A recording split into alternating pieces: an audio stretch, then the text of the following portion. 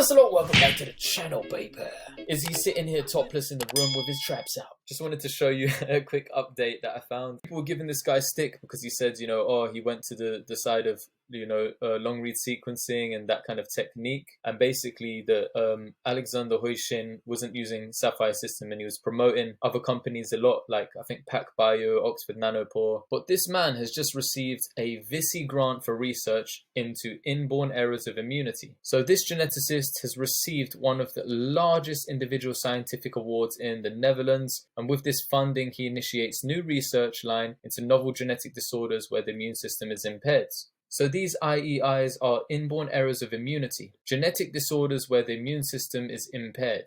It leads to frequent infections, but if there's overactivity, this also causes damage to the body. For IEIs, up to 80% are actionable once the genetic basis is known. Currently, the discovery rate for genetic causes of IEIs is lagging behind compared to other rare diseases. So Solve IEI has the ambition to identify new causes of IEIs by applying very innovative genetics research, which consists of smart reanalysis of existing data by applying the latest genomic technologies such as long-read DNA sequencing and optical genome mapping by functionally testing the immune cells from blood of patients. Space out of this one, but I just wanted to let you guys know that these people that win these VISI grants for research, they usually receive up to 1.5 million euros worth. In terms of the total round in 2023, this is the kind of hit rate, the people that do get the grants. Out of all the men that did it, 8% of these were awarded. So in the pre-proposal phase, there was 192 of these geneticists.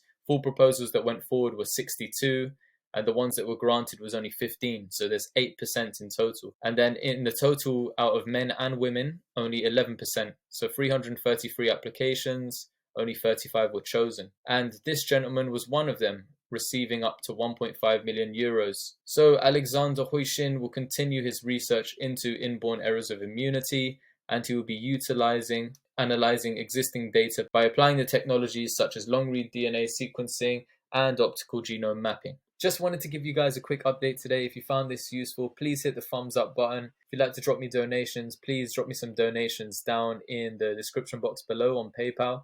I really appreciate everybody that's ever helped me out on the channel, especially during my studies as well when I was studying as a nurse. And I'm super grateful that you guys have been here and watched this channel grow. And I hope I can continue to give value for you guys. So I wanted to find stuff out and present it to you. In terms of bio-nanogenomics, please remember it's not financial advice, entertainment only. I have 5,400 shares now. I used to have 54,000 shares, but because of the reverse split, it's come down to 5,400. I haven't sold any shares. I haven't bought any shares. I've just held. And I was in a similar position with Occidental Petroleum. When the C19 happens, when that happens, I have to code name it. I can't say the full thing, otherwise YouTube will demonetize or put this video down. But when that happens, I bought into an oil company called Occidental Petroleum, and I bought into it with my life savings. So it was like 12k I had at the time, pounds, 12.3k. I didn't have a lot of money. I was a student that's worked before and saved up money and put it into this oil company. And the oil company went from like $24 all the way down to $8 or $7, something ridiculous like that. At one point, I was down 70% or 75%. Should have averaged down because I didn't think it was going to go bankrupt or anything.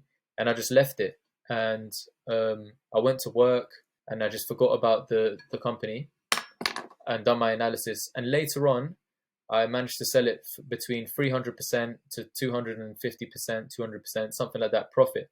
So I made quite a bit of money and I didn't even buy a single share more. I just left it for a few years.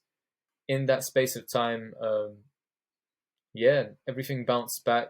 The price of oil went up as well with the war happening with Ukraine and Russia and all of that. And it went from minus 75% to over 300%. I'm not saying this is going to be the same thing with bio-nanogenomics, but I just see the potential that the company has. Can this company go bankrupt? Yes, it can. Can this company mismanage its finances? It already has. It mismanaged them when they had a big cash runway and they bought these two companies, expensive companies for them, took on a massive headcount and burnt through their cash runway. Are they responsible and are they looking after investors' best interests? No, at the moment, it just seems like they've wasted a lot of money and they're trying to grow and better their product. But they waste a lot of money on different things. There was ice sculptures and loads of parties. And I know they're trying to impress people and bring all the doctors together and geneticists and key leaders so they can talk about the Sapphire system and the OGM and wine and dine people. But there's lots of stuff where they could have saved money and they ended up burning cash. Now, does this mean that this investment can go to zero? Could do, but could this investment work out? Maybe. We have no idea. All we can see is the potential of optical genome mapping. We can't see what happens on a day-to-day basis within the company and how it's run and how they manage finances and little tricks that they do with the books. We can't see any of that. All we can see is the cold, hard figures that they give at the end of every quarter.